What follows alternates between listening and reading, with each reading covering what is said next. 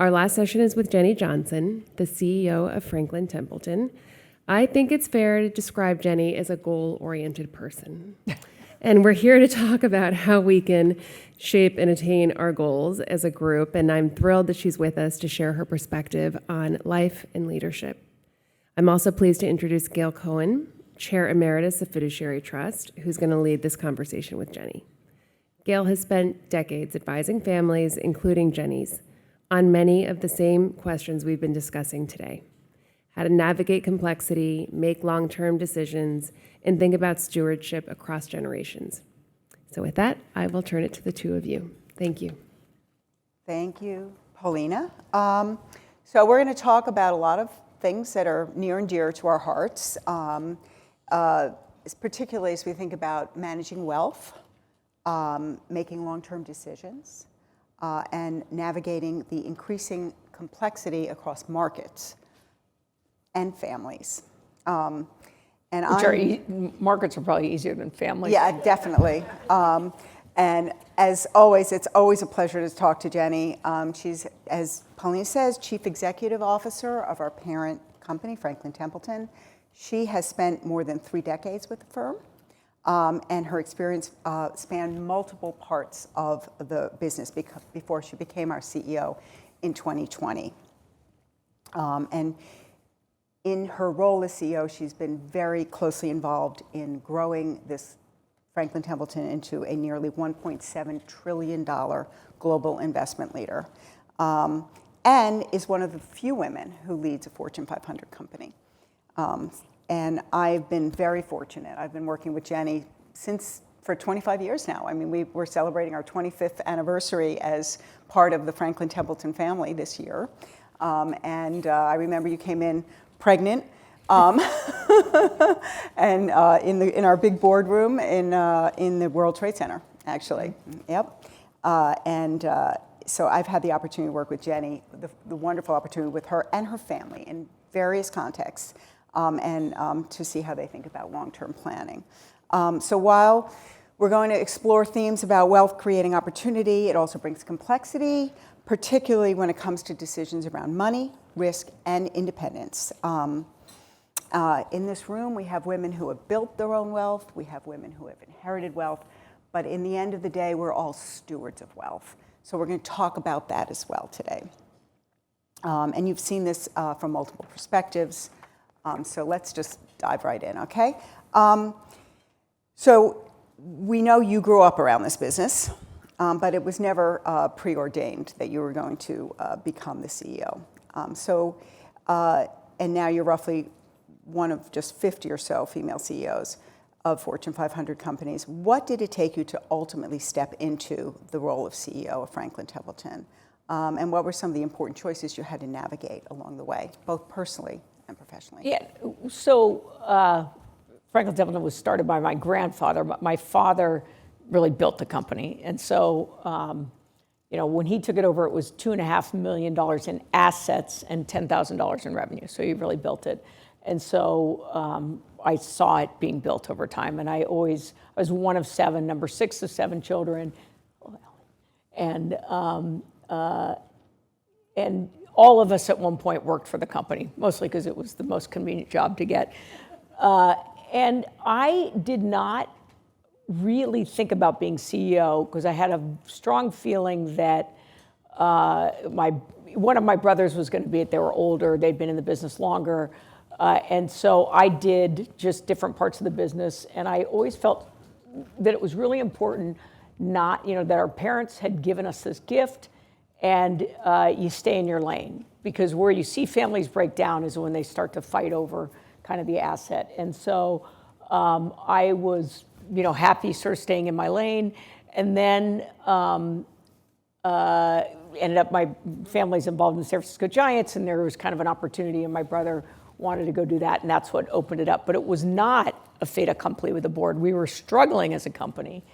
And my dad and uncle, who are big shareholders, were supportive of me being in the role, but the board, and particularly now, board governance is so tricky that they were not so keen on necessarily appointing a family member in a public company without really clearly being comfortable with it. So they put me through this Spencer Stuart survey, and we were also buying a company like Mason, which was doubling the size of our assets, and no board wants to do a change in CEOs at the time that you're doing a major acquisition. And so, there was this kind of question about, well, is this gonna make sense? And it probably honestly took longer to become CEO because of sort of the process of the board really feeling they needed to go through. And fortunately, I passed the Spencer Stuart survey. And so anyway, Yeah. But I had done every part of the business at some point. Yes, you did, and I think that serves you well in your role as CEO, having gone through those various roles. I mean, running technology today, for a CEO who's comfortable with technology, can talk about AI, can talk about blockchain. It's such an advantage over others, because you see other CEOs get a little bit nervous. They've got the talking points, but if the conversation goes a little deeper, you can see them get very uncomfortable, and I can go kind of anywhere with it. And so that, I think, gives me an edge these days. So speaking of a couple things, so we heard earlier from Vicki about the book she wrote about the boat baby and the risks that her family took. So I want to talk about risk a little bit. So, and the way I'd like to talk about it is with respect to women. Women often don't take risk, and we're sort of taught, we're raised to be a little risk averse growing up. And there have been studies that have shown that women who do not feel as if they have every single qualification for a job will not step into that role. But you took on these new responsibilities, and what gave you the conviction and confidence to step into roles that there perhaps was a risk that was involved? What's funny, so in some case, I always liked kind of operations and technology. I'm very logic and structured, and so that just made sense to me, and I found fun in it, whereas other people wouldn't. But there was a point where my dad came to me and he said, I think you should run the investment teams. And I said, Dad, I can't run the investment teams. I don't know anything about investing. And you know what? It was a big mistake. I didn't have the confidence to do it. And honestly, the person who ended up taking it over probably didn't make enough changes when we needed to make changes. And I think I would have made those changes. And actually, one of the things that became important in the board getting comfortable with me being CEO is there was concern that because I hadn't run investments, that the investment folks wouldn't respect me as a CEO. So that was something they really dug into. And because I'd had the investment reporting to me, I had made some changes that were obviously needed to be done, some people changes. And so I actually had tremendous credibility with the investment teams. And so I look back now and think, boy, I wish I'd had the confidence. And let me tell you guys, no matter what, even today, like women, we do have the imposter syndrome. For sure, I'll walk around, I'll think, how am I here, like with all these people? And I watched my brother, who just felt like, he had the right and should be in that. And that it's just a difference, I think, about how men and women are wired. And he felt very much like, I should have this role, and I felt very much like, gosh, every day I quit, And here's the good news. I've now earned kind of the respect, so I don't have the same level, but I still get that imposter syndrome every once in a while. Yeah, that's, I guess, the imposter is those voices, right? The voices that kind of, especially for women. Yeah, it's funny. I remember somebody asking me the question. They said, what do you do when you walk into a room and all the men are going to discount you because you're a woman? I said, well, actually, I've never walked in the room and had that thought in my head.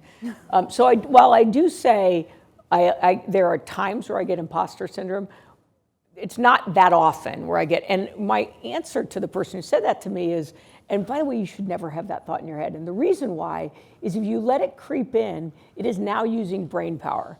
Brain power that is not being used to bring your whole self to that meeting. To be successful in that meeting, it's going to require all of the things that you can do. Let other people use their brain space with their insecurities. Because by the way, everybody's got their insecurities, right? Everybody, whether it's education, socioeconomic, gender, whatever it is, don't let it creep in. If you find it creeping in, push it to the side because it shouldn't waste your brain space. That's really good advice. And I think that's one way to push those voices out of your head. Absolutely.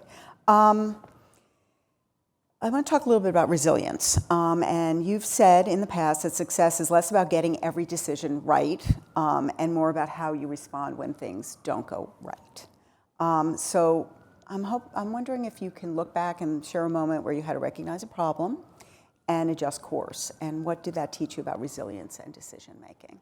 Yeah, I mean, one time I was running an auto finance business that Franklin had, and to be honest, I was sort of running it, but really somebody else was kind of running it, and I was kind of flying in and out. And we got into some regulatory problems, and it was a huge issue. The regulators basically put us under like an MOU, and we weren't allowed. It made the parent company unable to do acquisitions until we resolved the regulatory issues. And I remember, like, I would wake up thinking about my day of having to be dragged in front of regulators. And I would find myself, like, in the fetal position, lying in bed, thinking about my day. And you know what the answer is? And I say it was akin to when I climbed Kilimanjaro and I had a terrible headache on the day that you're peaking. They say something, poli, go slowly, slowly. And I would count the next 5 steps. I go, I'm going to do 5 more. When you have a really big problem that you have to solve, sometimes it will overwhelm you to think about where you have to get to. But if you can think about what you need to do right now and break it down in that, it is a hugely valuable way to kind of approach it. You have to sometimes step back far enough to make sure you're in kind of the right direction, but to know those steps and focus on them. And so in that case, it was just a matter of saying, all right, today I have to do this. Tomorrow I'm going to do this, and focusing on those things. And you eventually get through it. It's funny, I got to interview Mary Barra, from GM, and I don't know if you guys remember, but when she took over as CEO, they'd gone through bankruptcy, government ownership. They were ready to come out, and boom, they were hit with a recall where 278 people had died, and they found memos from 15 years earlier that basically said they knew of this problem and they buried it. And I was like, what'd you do as CEO? Everybody's questioning you. You're first woman, I think, CEO. She goes, you know what? I'm an engineer. I solve problems. I just looked at the steps that I had to do and I think it's kind of that same thing. It's, when you are overwhelmed by those things, solve what you can solve ahead of you. Step by step, maybe even meditate a little bit beforehand. That's really good advice. I'd like to switch a little bit, talk about long-term perspective and short-term perspective. And I think this is really important. It's very important in our business because we're dealing with families. Families have a very long time horizon. We think intergenerationally. We think across generations. Yet you're running a business. It's a publicly owned business. So you've got short-term and long-term perspectives. And I would love for you to talk a little bit about how you decide, sort of how you balance the long-term and the short-term decision-making that you need to do. Personally or professionally? Why don't we talk a little bit about both? Okay. Well, let me tell you. So I think professionally, one of the challenges of public company CEOs is there's so much pressure on quarterly earnings that I actually think especially in times of great technological change, that there is a real risk that public company CEOs don't invest enough in what are longer-term initiatives that will position the company for what is this massive change that's happening. And so, for example, we've done a lot in digital asset space. We were just talking about that. And you know what? We started doing it in 2018. I don't know when it'll be material to us as a company. And it's probably going to be a lot of investment for a long time before it'll become material. But I know if we're not in the space, we are going to be left behind. So now, the team that does it, others look at it and they say, why are we spending so much money over there? That's a waste of money. Like, they don't get it always. And the guys that have to do the job every day literally look at that and say, why should they get all those resources? They're not real. What's the assets you actually have over here? We launched a money market fund 5 years ago. It has $2.6 billion in assets. We're excited because I think we're now the largest tokenized money market fund, but in the end, it's immaterial to the firm. And so you have to decide these are things that are going to matter. All the work being done in AI by companies, there's nobody who's getting it materially right yet. Everybody can come up with their stories. Everybody can tell you, I've incrementally done this. It is not material, and there's more dead ends that they don't talk about than successes, but it's going to matter. And those who get it right in the case of AI will leave behind the rest of the people in their sector. So the way I think of it is like, if you've got these new initiatives, you have to decide which ones are important. You can't have too many. You have to almost protect the people in those initiatives. I have that team reporting directly to me because you need, like a garden that gets overgrown when you're first growing it, you need to kind of protect it and not worry about the noise of other people wondering why the heck we're spending money on something that's such a waste. It's crypto, it's fraud, it's FTX, it's all these other things, and protect it. On the other hand, if you don't focus on the day-to-day, you're not going to have earnings to be able to invest over there. And so you need to be able to balance the two. You can't have too many dreams, too many long-term things, because you'll lose the day what you need to do to fund the future.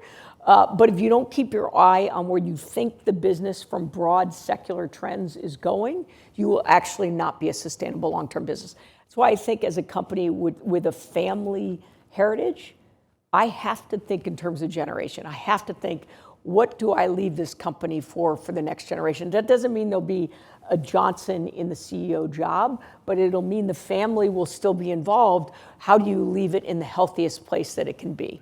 And the only way to do that is to manage today's needs and invest in some of tomorrow's benefits. And talk a little bit about individuals and families and when they making decisions about their own wealth and future, and sort of they also have trade-offs between the long-term and the short-term decisions that they need to make. And I don't know if you've got anything to share on that. Well, so it's funny because I always say to people, I go, look, wealthy people care when you come to like an investment in like a fiduciary trust. They care about four things. Number one, they care about their investment returns. Number two, they care about their tax efficiency because they're probably in a higher tax bracket. Number three, they care about estate planning because, boy, you talk to an entrepreneur who built their business and 40% is going to the government, really frustrates them. So having the right estate plan matters. And the fourth is that they care that their heirs are not a bunch of ne'er-do-wells, that they actually are productive and that the money benefits them. And the older and wealthier they are, the priority is first about their heirs, second about their estate, third about their taxes, and fourth about their investment returns. And I can tell you, my father, 93, my mother, 90, my father's biggest concern is that his grandchildren are not a bunch of ne'er-do-wells. He spent, and Gail was his advisor on this, actually years building his grandchild trust, which enables them to leverage. They're not going to inherit anything, but they'll be able, if they want to start a business, to go get money to start the business. If they want to buy a house, it helps them get a down payment on the house. So in his mind, it was helping give them a step up. It'll pay for education for many generations. They'll get a step up, but they can't just live on it. And that to me is that kind of longer term thinking. And a lot of it depends on your perspective, right? If you don't have generational wealth, you're thinking, I need investment returns, I need a tax efficiency. You're much more focused on kind of those first two. Right. So again, I think it kind of depends a little bit on your position. Yep, absolutely. I love that analogy and sort of how it flips over as you get older. And I think that, it actually goes right into the generational wealth question I have for you, which is that we've spoken about the idea that wealth and even businesses can be built in one generation and lost in the next. This sort of a phrase, shirt sleeves to shirt sleeves, or rice paddy to rice paddies, depending on where you clogs live. To clogs. I mean, the amazing thing is it's shirt sleeves to shirt sleeves in 3 generations. Rice paddies to rice paddies in Asia in 3 generations, clogs to clogs in 3 generations, what they say in Northern Europe. Like, just think about that. The fact that that has been stated kind of globally as a saying tells you how true it is. Yep. Everybody's got their own thing. I would love to hear from you what you've seen that separates families, the ones that have been successful to sustaining wealth, and values and purpose over time from those families where things begin to break down. So for my dad's 80th birthday, I think, Gail, you gave him the name of a person. It was an estate attorney who had said, I spent all this time helping people structure their estates, and I watched the families just disintegrate fighting over the wealth. And she said, so I decided to go back and study the families that really have survived, the Rockefellers. Like there's families that have survived many, many generations of wealth. And it was kind of two things. She said, number one, they were taught that the family stood for something. And that something might be integrity, hard work, whatever it is. And those family values were really important. And what we ended up doing for my parents' 80th birthday is we literally sat my parents in chairs, and they talked through how they built Franklin. So even though my dad, again, didn't found it when he was making $300 a month when he took over, and he said, well, that wasn't a bad salary for a new college grad. And I was like, yeah, but Dad, you were in the Army for 5 years, so you're a little older than that. And but so they were struggling. My mom sewed the curtains in the first Franklin office. I grew up, we drank powdered milk and had Spam casserole, which I still can't forgive my mother, once a week, which is just nasty, but it's a delicacy in some parts of the world. And they watched my mother bought our clothes at the Salvation Army, right? She knew how to save, and together they built the business by her supporting him. And then when she wanted to go back to college, she graduated from Stanford Medical School after having 7 kids. She did her internship in a place called San Francisco General, which is a really frightening location hospital in San Francisco, but is a great place to do your internship because you get everything. And she would come off, at 2 a.m., and my dad would drive up there because he didn't want her walking out into the parking lot by herself. Like they were really a pair and a couple, and still are. And so they talked about that struggle to make sure that their grandchildren understood this is what it takes to actually build a business. A lot of sacrifices that go into that. And so that was one thing, to say that you stand for something as a family, that you are expected to live by those values. And then the second thing was that you actually, as a family, sort of decide who will be the stewards of wealth, almost like who will be the board of directors for the family's wealth, who are the best family members to kind of be that steward. I have a good friend that anybody who spent time in New Orleans knows there's a restaurant called Commander's Palace. And the Brennan family is a very famous restaurant family in New Orleans. And she and her cousin are the family members who have been elected as the stewards to run the Commander's Palace. And she goes, it can be rough here. I got some cousins who just live off the same income that I do, and I'm doing a lot of the work. Like there is kind of a, the family, one is you have to kind of put your ego aside and decide who's the best to do that. And two, recognize if you're the one doing it, others may get you will feel like a disproportionate sort of dividend from it because they're not going to put in the same level of work, but you have to kind of accept that. So I think those were sort of the 2 lessons, at least I took from that experience. It's interesting because this morning when we heard Vicki talking, she was talking about writing this book, and the book is a story of her family and the struggle. And she said, this is so important for her and her own children to know the struggle that she went through and to understand the history of the family. And this is exactly what your father did, and I think she recommended that we all do this for our families. So I think it's a great thing. And I also believe in communication, and this is part of communication as well. And I think that the families that do the best job of having sustainability through the years are the ones that are able to communicate and where their expectations are understood. Well, and it was funny because you're exactly right, because oftentimes people don't want to tell their children what wealth they're going to get. And that was like, I know a huge number. And actually what she said is, no, explain it and explain what your expectations are with that. And that you expect them to work and expect them to do these things. So I thought that was an interesting view. And also it's sort of the mechanism in which it's going to be transferred is also really important too.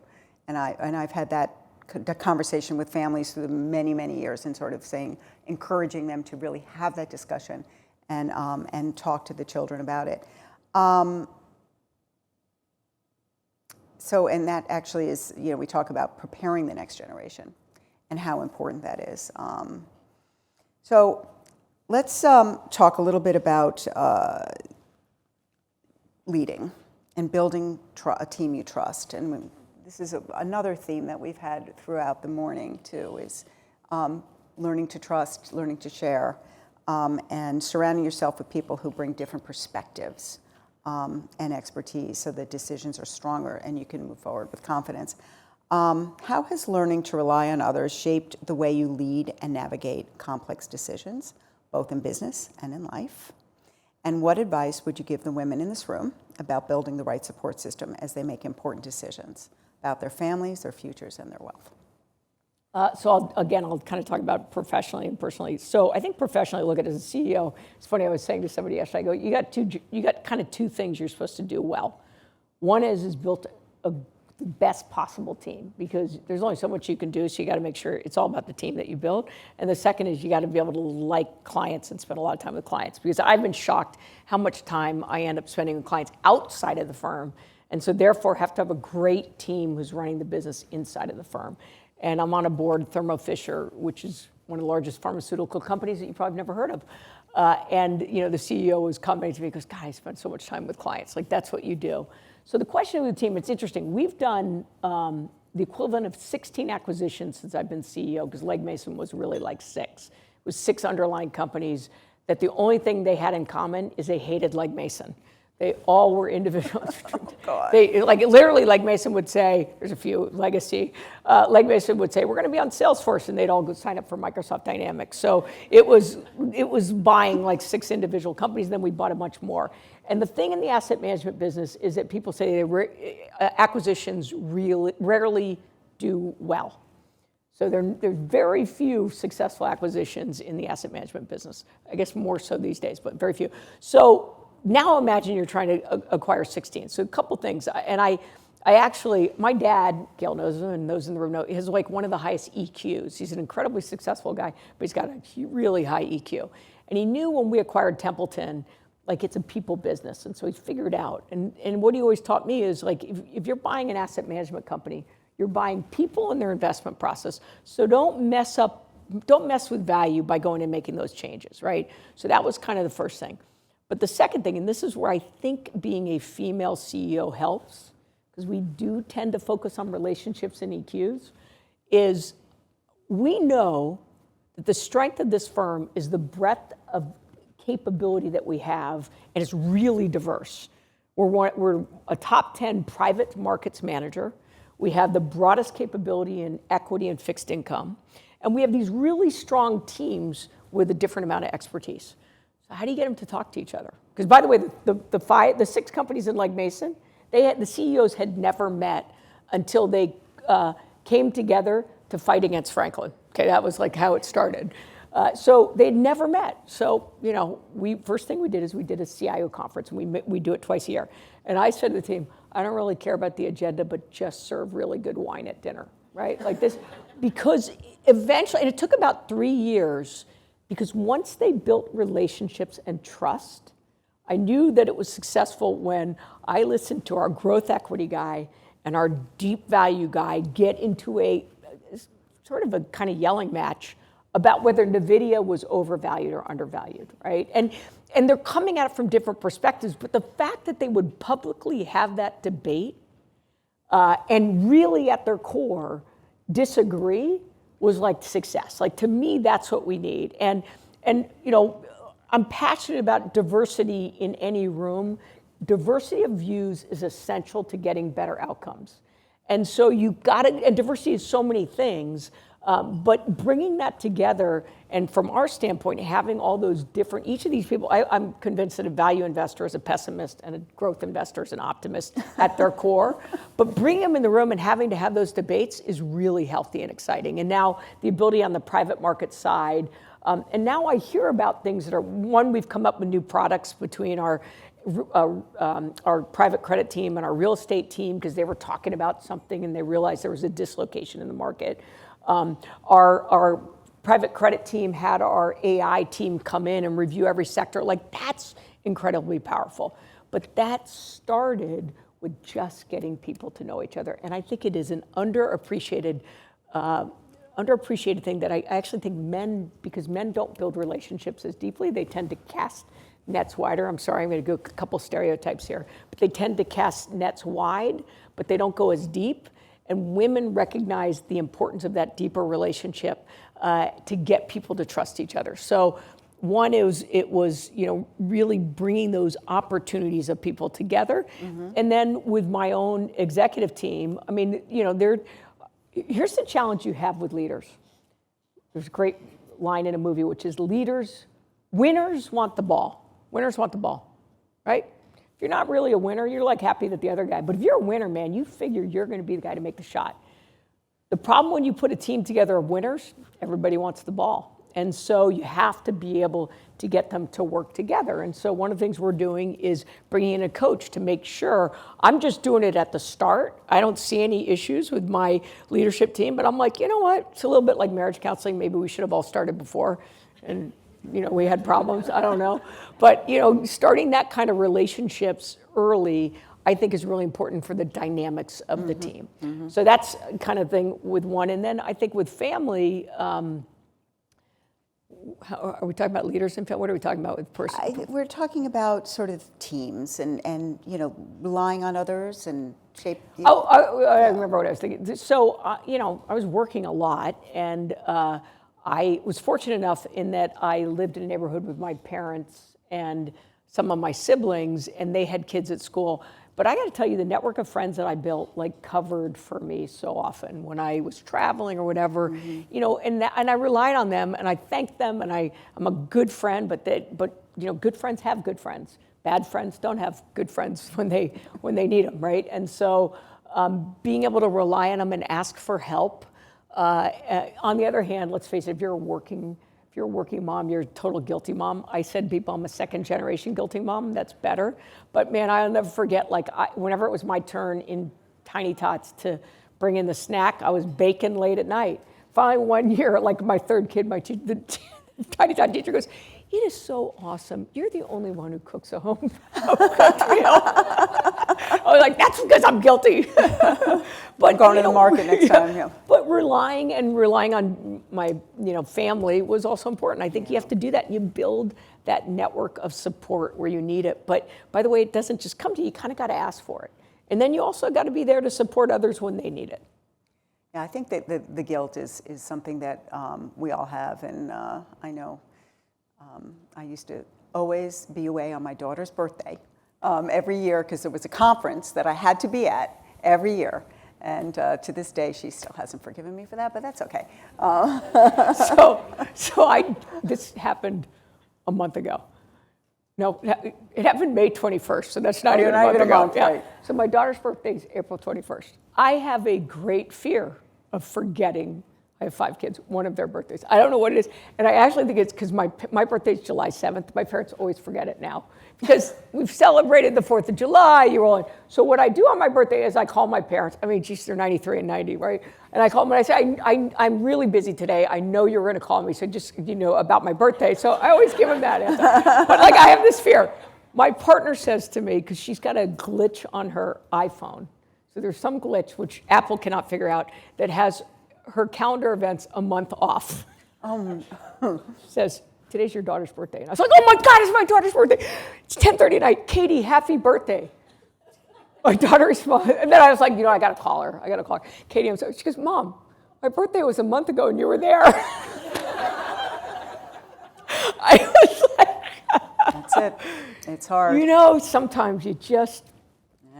You just can't get it right. Good news is they just laughed. Well, at least you were there for it when it would happen. I was there, and I said, happy birthday in a month. All right. Well, we've got 5 minutes left, and I just want to, maybe we could spend a minute reflecting, thinking about everything you've achieved, both personally and professionally. How has your definition of success evolved? And what perspective would you share with the women as they think about what success means to them? I don't know. I think it's funny. I was just reading an article today about sort of as people at their end of their life, what is important to them. And the article said people during their life, they think about the mistakes they made. But at the end of their life, it's the regrets of the things they didn't do, the relationships they didn't go deeper with. And so I actually think about that a lot. I mean, I now live in Florida, 6 miles from my parents. I've lived there for 5 years. I have basically no friends in Florida. Why? Because when I land in Florida, because I'm on the road so much, I call up my parents and say, what's your schedule? So that I can spend time. I don't want to have any regrets about spending, not spending enough time. And I think that you have to decide in your life who is really important to you, and then make sure that you have time for them. And that's hard, that's hard because we're busy, we got a lot going on. But and the way I used to do it when I'd have conflicts between something at work and something personal is I'd try to throw myself 5 years in advance and say, when I look back, which of these things is going to be more important to me? And oftentimes it gave you clarity. And sometimes it was work and sometimes it was personal. And so, I think that success is about one, feeling like you're in a good place. You're always on a journey. I mean, I feel for where I am as CEO, I'm successful. I feel like I'm just getting started, right? Like I just feel like I have so much to do in this role. But I feel like I'm in the right place. We're moving forward in the right place. And so that's a good feeling. I feel like I'm getting that time with the people that are important to me as best I can, balancing. And to me, that's kind of what success is. Yeah, that's great. Well, that's really helpful. Thank you so much. Thank you. This has been very thoughtful. Really appreciate all your insights and your wisdom, and always great to spend time with you. Clearly, we see today that not every decision is straightforward. Most aren't. Yep. I love the idea of taking a step back and taking it step by step. I think that's a theme we've heard about today. And I think and building a team is so important as well. So as you reflect on today's conversation, I would encourage you to think about how you would approach these decisions yourselves and the perspectives you bring to them. And please remember that to the extent that as you're thinking through these decisions, we're always here at Fiduciary Trust to be a resource to help you navigate. Please feel free to use us or abuse us, as the case may be. Jenny, thank you so much for Thank you. sharing all that. Thank you, Gail.